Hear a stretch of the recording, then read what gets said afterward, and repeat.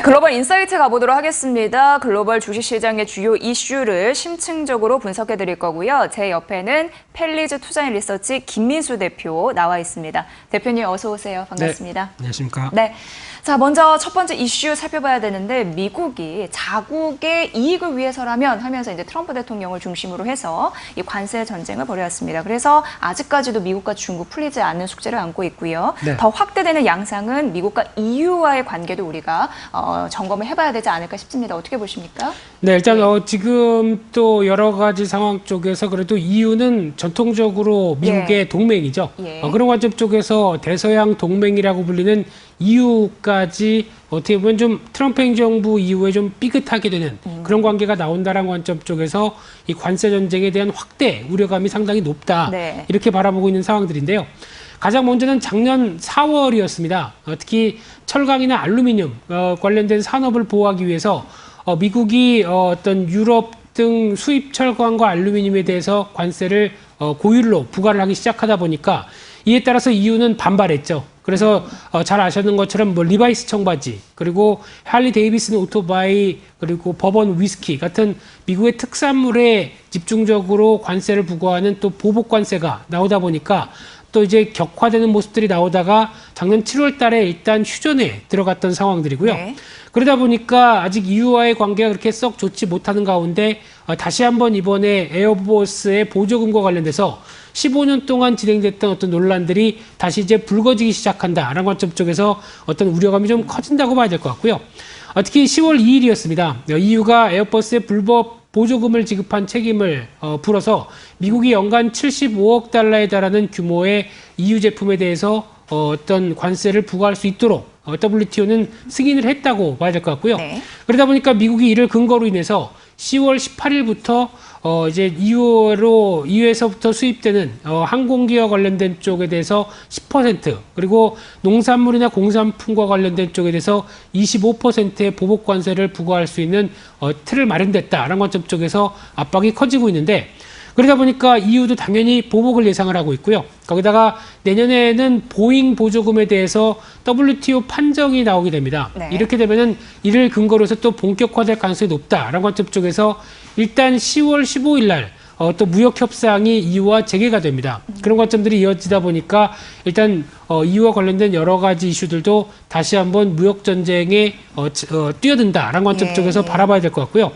그러다 보니까 이제 미국이 관세를 부과하게 되면은 유로 지역에 대한 경제 영향들도 당연히 안 좋겠죠. 그렇죠. 그거 관련돼서 이제 GDP 대비해서는 일단 미국 쪽이 오히려 좀 더 안 좋은 걸로 나오기 시작하는데 0.4% 정도 GDP 대비 감소하는 수준. 네, 네. 그리고 특히 쌍방 수출 부가가치 대비해서 보게 되면 유로존보다 미국이 더 안 좋게 영향을 끼칠 것이다라는 시각들이 상당히 높은데 예. 이에 따라서 직접적으로 이제 15일 날 이어지는 무역 협상이 또 중요하겠죠.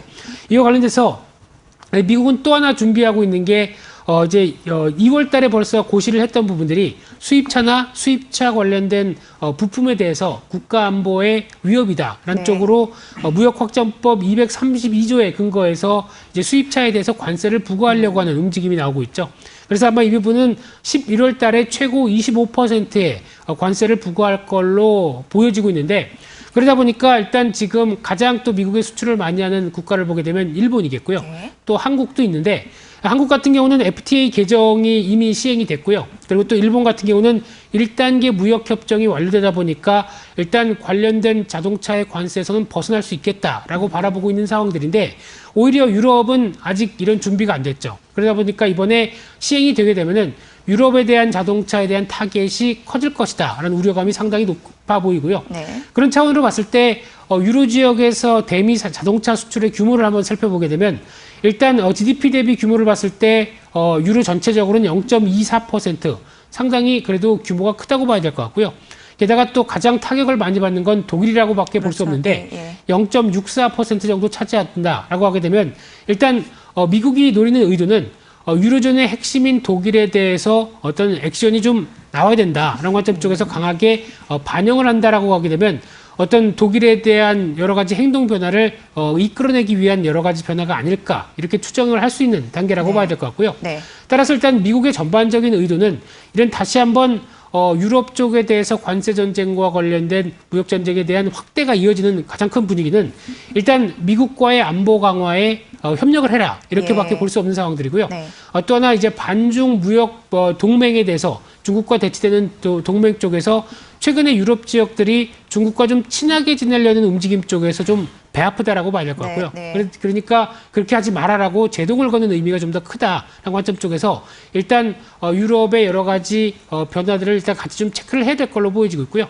이런 관점 쪽에서 다시 한번 주목할 부분들은 이 10월 10일부터 11일 이제 미국과 중국 간의 무역 협상에 이어지는 분위기를 확보를 어느 정도 좀 확인돼야 그 다음에 15일 날 이어지는 또 유럽과의 어떤 무역 협상에 대한 분위기도 같이 이끌어지지 않을까 이렇게 바라보고 있는 상황들입니다. 네. 자, 미국과 EU 무역 전쟁이 조금 더 확대되고 있는 상황인데 미국의 의중을 파악해 보니까 우리랑 조금 더 잘 지내자, 중국하고 네. 친하게 지내지 말고 이런 게 좀 숨어 있습니다. 하지만 실익을 잘 따져야 될 텐데 미국 경제에 더 안 좋은 영향을 끼칠 수 있다라는 분석도 다수 있어서 잘 보시고요. 앞으로의 협상 결과 방향성 이게 중요한 그런 과제가 될 것 같습니다. 살펴보시고요. 저희가 이후 나오면 또 말씀드리도록 하겠습니다. 두 번째는 이제 시장의 트렌드를 좀 말씀드리도록 할게요. 이 패스트 패션이라는 것이 있습니다. 뭐냐면 유행하는 것을 빨리 만들어서 저렴하게 파는 걸 얘기를 하는데 미국의 대표 브랜드가 파산 신청을 하고 구조조정에 돌입했다라는 소식이 있으면서 이게 지금 잘 안 되나? 이런 생각을 하게 됩니다. 대표님의 생각은 어떻습니까? 현재 어떻게 가고 있습니까? 이 산업이. 네, 예. 패션 쪽에서 비교하자면 패스트푸드 좋아하시죠? 네, 햄버거를 비롯해서 그렇죠. 예, 예. 그런 관점과 함께 또 패션 패스트 쪽에서도 패션이, 예, 패스트 패션이 이어졌던 네. 분위기인데 예. 과거 한 10년 동안 가장 패션 산업 쪽에서 가장 많이 성장했던 네, 대표적인 부분이고요. 그렇죠. 보통 저희가 또 SPA라고 하는 스파 브랜드라고 네, 예. 많이 얘기를 하면서 대표적인 게 자라라는 스페인 쪽의 브랜드죠. 예. 그리고 또 H&M은 스웨덴이라고 하는데 저는 처음 들었습니다. 네. 스웨덴 브랜드였네요. 예. 네, 그와 함께 이제 미국의 갭 그리고 또 유니클로 잘 아시는 이런 그렇죠. 브랜드가 예. 어느 정도 글로벌 대세를 이끌다 보니까 많이 성장했다는 관점 쪽에서 시장이 부각을 많이 받았었고요. 특히 가격에 대한 강점들 상대적으로 패션 브랜드 치고는 싸다라는 그게 관점과 또 함께 강점이죠. 예. 또 이제 빠른 상품의 회전율이라든가 거기다가 또 유행 주기를 많이 단축시켰고요. 게다가 신흥시장의 부상이 같이 들어오면서 신흥시장에서 잘 팔렸다. 이런 관점 쪽에서 많이 성장했다고 보여지고 있는데 네. 특히 과거 한 10년 동안 추이를 한번 지켜보시게 되면요. 한 2011년도까지 거의 빠르게 성장하는 패스트 패션 시장의 규모를 보여줬다라는 관점 쪽에서 옆쪽에 다 오른쪽에 보여지는 어떤 패션 산업의 성장을 연평균 3% 이상 끌어올렸던 대표적인 섹터라고 볼 수 있는 그렇죠. 그런 상황들이죠. 예. 그러다 보니까 연평균 패스트 패션 쪽은 15%대 매출 성장, 이익은 한 영업이익률이 한 연평균 12%대 성장했다는 관점 쪽에서 상당히 그래도 고무적이었는데 그런데 이게 과거형으로 바뀌었습니다. 그러니까요. 예, 예. 지난 흐름들로 바뀌면서 성장의 한계가 왔다는 관점 쪽에서 약 한 3, 4년 전부터 좀 고전하고 있다라고 네. 보여지고 있고요. 물론 이제 여러 가지 변화는 있겠지만은 매장 수를 더 늘리지 못하다 보니까 어떤 성장의 한계가 왔다는 관점과 함께 또 하나 글로벌 전반적으로는 온라인 유통이 부각이 되기 시작하죠. 예, 예. 그에 따라서 가격 경쟁력이 못 따라간다라는 부분들. 게다가 또 빨리 회전율을 높이다 보니까 재고를 안 할 수밖에 없다는 재고의 부담들. 또 하나 환경 문제가 나올 수밖에 없고요. 게다가 또 부과되는 노동 문제, 특히 어떤 신흥국 쪽, 후진국 쪽에서 노동을 착취하는 게 아니냐 네. 이런 여러 가지 시각들이 나오다 보니까 여러 가지 좀 난관에 봉착했다라고 보여지고 있는 부분들인데 그러다 보니까 최근 들어서 여러 가지 노이즈가 나오기 시작합니다. 특히 자라 매장의 재고와 매출의 상관관계를 한번 보게 되면요. 네.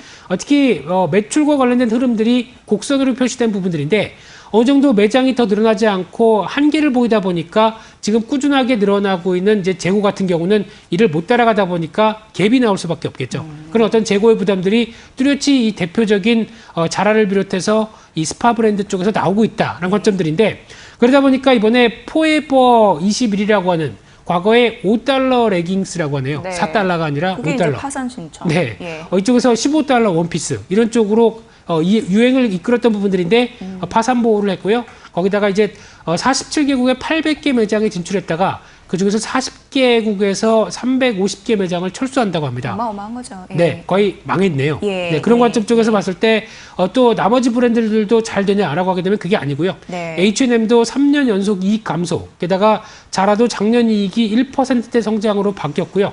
게다가 이제 유니클로 같은 경우도 지금까지는 괜찮았는데 올해 일본에서 역성장할 걸로 보여지고 있고 한국과 미국 쪽에서 둔화될 것이다 라는 관점과 함께 가장 또 어떤 이익의 한 축을 담당했던 한국 쪽에서 이번에 FRL 코리아라고 하는 쪽에서 3분기 매출이 한 50% 줄어들었을 것이다 라고 추정하는 만큼 이에 따른 여러 가지 부진함들이 그대로 노출될 것이라고 바라봐야 될 것 같고요. 그러다 보니까 의류에 관련된 이제 패션 업계 쪽에서도 여러 가지 변화가 들어온다라고 보시면 될 것 같은데, 그러다 보니까 지난 패스트 패션이 주도했던 부분들 쪽에서 이게 이제 좀 어떤 변화가 아니다라는 관점 쪽에서 반대로 슬로우 패션이라는 쪽이 좀 더 눈에 띄고 있고요. 예. 그만큼 환경이나 노동 문제를 생각한 쪽의 패션을 좀 더 생각하고 있다라는 관점과 함께 또 중고 시장이 또 미국에서는 붐이라고 합니다. 아, 그래요? 네, 그런 예. 관점과 함께 또 명품 시장이 상대적으로 양호하다는 관점들이 나오고 있고요. 어허. 또 오프라인 대비해서 온라인 시장이 더 가격 경쟁 대비 강점이 높아지다 보니까 온라인 유통에 대해서 관심이 상당히 높아지고 있고요. 또 지난 시간에 언급드렸던 스포츠 브랜드가 약진하고 있다. 예. 이런 관점 쪽에서 어느 정도 패션 시장에 변화가 들어오고 있다는 관점 쪽에서 한 번쯤 투자를 할 때도 염두를 하시면서 대응하셔야 네. 될 걸로 보여지고 있습니다. 네, 그렇습니다. 유니클로, 자라, H&M 다 위기라고 합니다. 패스트 패션의 미래는 어디로 갈까요? 이에 대해서 생각할 수 있는 시간이었습니다. 특히 이제 온라인 쪽을 네. 부각되기 때문에 또 이런 현상이 또 자꾸 나타나는 것 같습니다. 이런 부분 주목해 보시면서 패션의 트렌드, 투자의 방향성 짚어보시면 될 것 같습니다. 자, 글로벌 인사이트 함께했고요. 펠리즈 투자앤 리서치 김민수 대표의 분석이었습니다. 잘 들었습니다. 고맙습니다. 감사합니다.